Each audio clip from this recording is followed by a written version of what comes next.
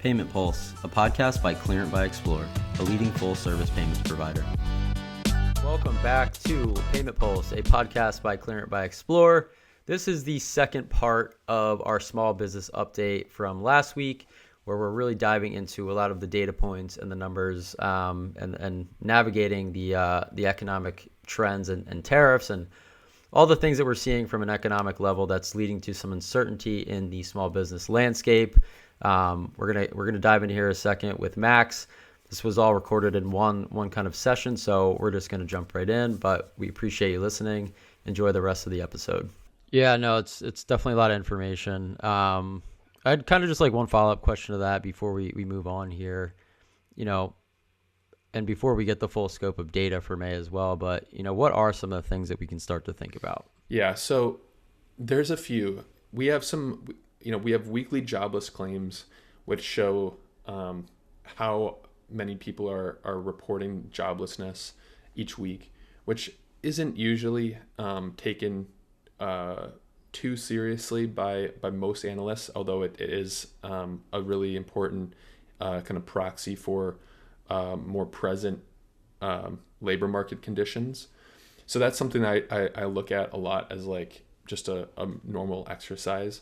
The other, though, is just volume. So what's cool about working in a payment processor like Xplor is that we understand that like one of the key drivers of the economy is just how much are people spending from a volume perspective. So Visa, MasterCard release publicly, sometimes weekly, sometimes bi-weekly, the volumes that are being spent across big groups of industries. So what I would be looking out for is how often is there a meaningful change in the volume spent on discretionary retail versus kind of essential goods.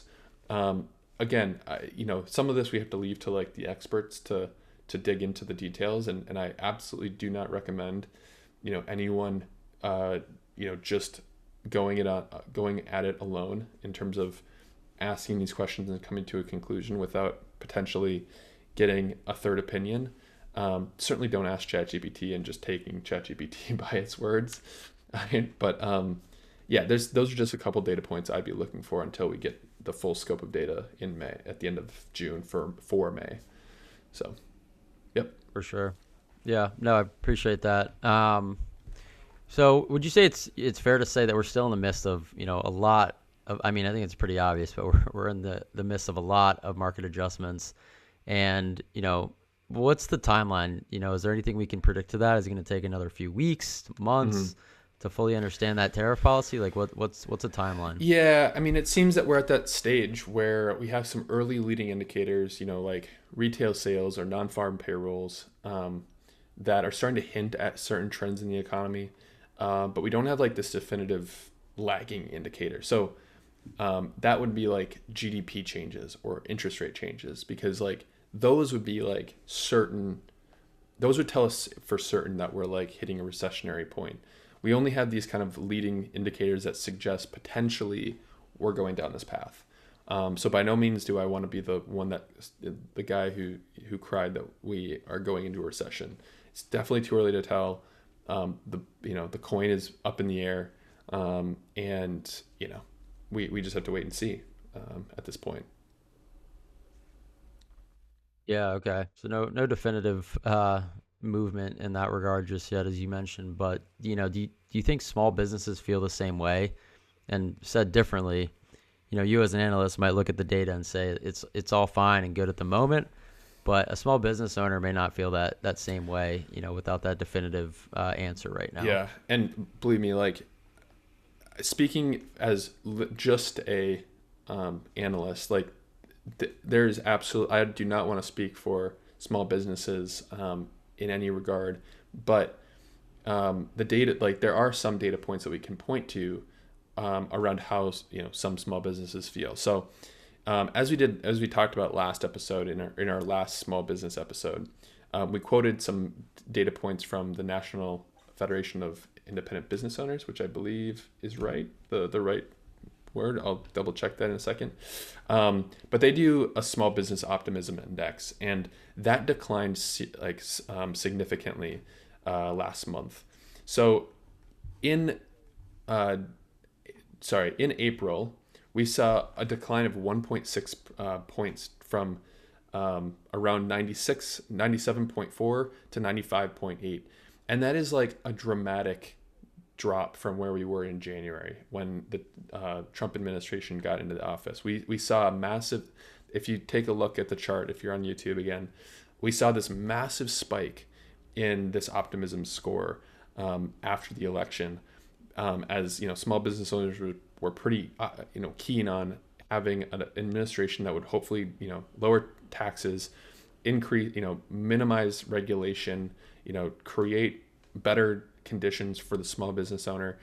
And since January, we've only seen a drop. Now, I think that most would say it's related to both the labor market conditions and the ability to go and hire great talent, but it's also related to just increased costs. So of those surveyed, 34% of those small business owners reported job openings they could not fill, which is again down another 6, down from March, but still very consistent to March.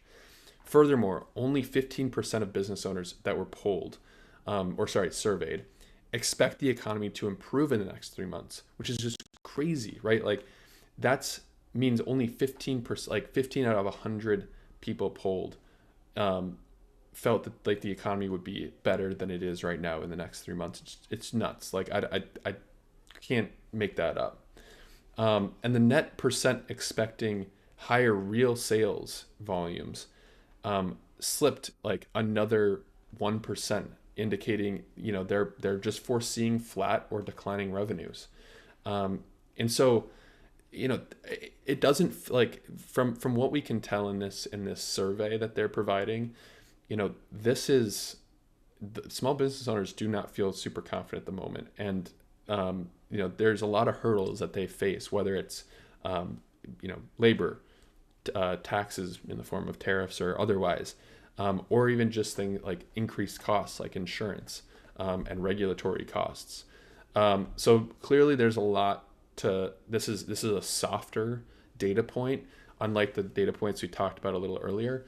But it's one thing that to me worry, this is the main street talking around how they feel about the economy and what's coming down the pipeline. So this actually gets me keeps me up at night a little bit more so than some of the other indicators that we just talked about that are kind of reported by national or by federal reporting agencies, because it's speaking to the heart of what makes Main Street tick rather than necessarily Wall Street. Yeah, those numbers are brutal. Not a lot of confidence coming from small businesses, so not favorable. But if you were to summarize what some of the macro and operational headwinds are for small businesses, what would they be? Yeah, so the first is we've been dancing around it. It's the input cost and the inflation around that. So even though we're seeing some inflation headlines some headlines of inflation cooling, small firms are still grappling with higher commodity and shipping prices. So whether that's because of tariffs or food packaging, being more expensive, it just erodes margins for those businesses. PPI data shows that wholesale services are falling, and it puts good inputs in a more elevated pricing level. So all that's to say, that's the first is input costs are going to continue to feel like a strain for small businesses. Second is I've said a million times, is just labor. Labor's odd right now. There's shortages and it's tight on hiring, especially for small businesses. If you were, it's funny because I think about it from the lens that we're coming at it from. If you're, coming out of college and you're entering this market, you want that secure, big corporate job that you're gonna, that hopefully has a bit more job security and that potentially has a higher paying starting salary. So I can't imagine that I can only imagine it's really tough right now to maintain good talent for these small businesses. And so, there's plenty of data to support this, but one that jumped out at me was, the job opening data showed that quit rates have remained relatively high, around 2%, for small businesses, indicating that many firms that are small or medium-sized struggle to retain workers, particularly in like the construction or leisure hospitality sector. So, we're seeing that, the NFIB data shows that 85% of hiring firms say there are, quote, fewer no qualified applicants. So it's just like, there's a lot of hiring challenges. And then lastly, like going back to, it's a little bit of like this cost inflation component, but like, you're just having like credit is becoming tighter. Cash flow is always a challenge for small businesses as costs become higher. And so, not to go into immense detail here, but the Small Business Association has increased loan caps, and it's made banks, although like banks have the ability to loan out more money to small businesses, the banks realize the fragility of loaning to small businesses and how volatile that can be. So they're becoming more conservative in a time when markets are uncertain, and so it's harder for small firms to access capital, which is constrains them, like their ability to have cash flow and pay employees and pay for goods. So those are kind of the three, right? So input costs, labor shortages, and just tighter credit really just set up this massive headwind for small businesses. Yeah, no, I appreciate that summary. And the purpose again of these episodes is to kind of walk through what's going on, but we can't forget about providing small businesses with some updates on what they can consider and what they can do to kind of navigate this. So what are some of the considerations for small businesses, giving all the developments that you've highlighted today? Yeah. Look, if I were in their shoes, I'd be asking myself a few questions. One, is my labor as efficient as possible? And am I able to retain, like, do I feel confident retaining them? Two, have I tightened my cost management systems? Can I negotiate better better supply contracts, and maybe lock in lower input prices before things inevitably go up? Have I audited every line in the P&L, looking like at energy costs, insurance costs, just being really in the details of your P&L and cash flow statements. And then three, like, do I have some cash flow risk buffer? Meaning, like, do I have the ability to, build up at least a few months worth of operating cash to weather, erratic demand and tariff-driven price swings?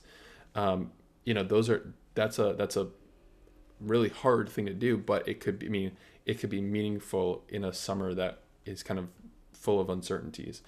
And then last, is it like, are you monitoring policy interest rate developments effectively? So, for example, in California, come July 1, there's going to be minimum wage hikes across many municipalities. So do you know that that's coming? Are you ready for that? Is that on your roadmap? And then two, like, if you have a fixed rate loan, if you can bring that down because interest rates are going to be brought down later on in the year, maybe in Q3, who knows? Are you ready to like get your ducks in a row to ensure that you can get a better rate on your loan? So again, all of these, like, this is not me speaking as someone who's owned a small business, and I completely understand that as like it's a little rich for just an analyst to go and provide some recommendations to hardworking business owners, but those are just things I would be thinking about if I was consulting these businesses. Is kind of, how are you using your labor, and are you confident about your labor being there long term? Two, have you tightened your cost management?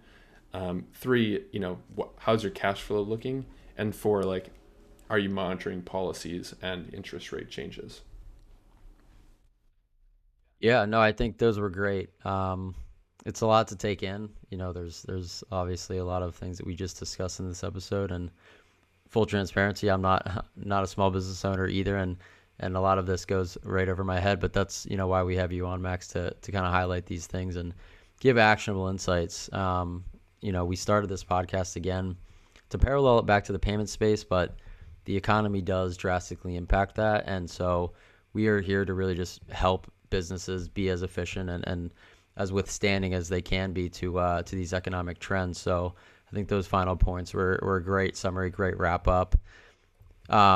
Please, drop some comments here in the video. If you're watching on YouTube, Spotify, social media, reach out to us directly on LinkedIn.